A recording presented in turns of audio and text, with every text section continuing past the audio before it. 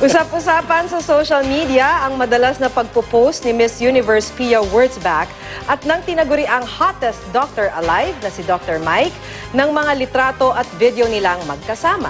Marami ring fans ang naiintriga kung nauwi na nga ba sa totohanan ng love team ni na Alden Richards at Maine Mendoza na nakitang magkasama sa Boracay.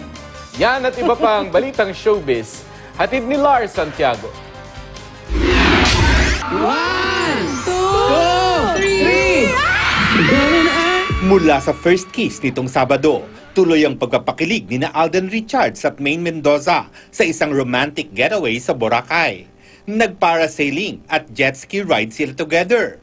Sa Snapchat ni Maine, kitang-kita pa ang kulitan nila ni Alden. Anong ginawa sa'yo? Anong ginawa? Freshen up. Nag-freshen up. Sarap. How do you feel? Isang fan pa ang nag-share na nadulas daw si Alden at natawag na love si Maine. Speaking of kilig, usap-usapan din sa social media ang mga bagong post ng tinaguriang sexiest doctor alive na si Dr. Mike kasama si Miss Universe Pia Wurtzbach. May katulad ding post si Queen P.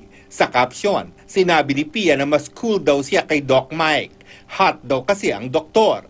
Nag-face swap din sina Pia at Doc Mike. Tanong tuloy ng marami, may special something na ba ang dalawa? Pamilya naman ang priority ng mag-asawang Ryan Agoncillo at Judy Ann Santos. Nitong weekend, bininyagan na ang anak nilang si Baby Luna na 2 buwang gulang na.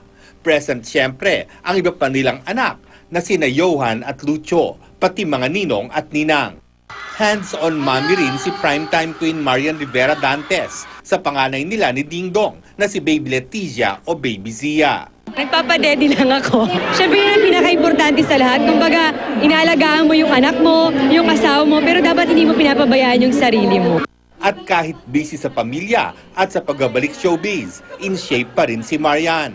Time management daw ang susi para may oras siya sa pagtatrabaho, sa pagiging mommy, pagiging misis at oras para sa sarili. Lars Santiago, GMA News.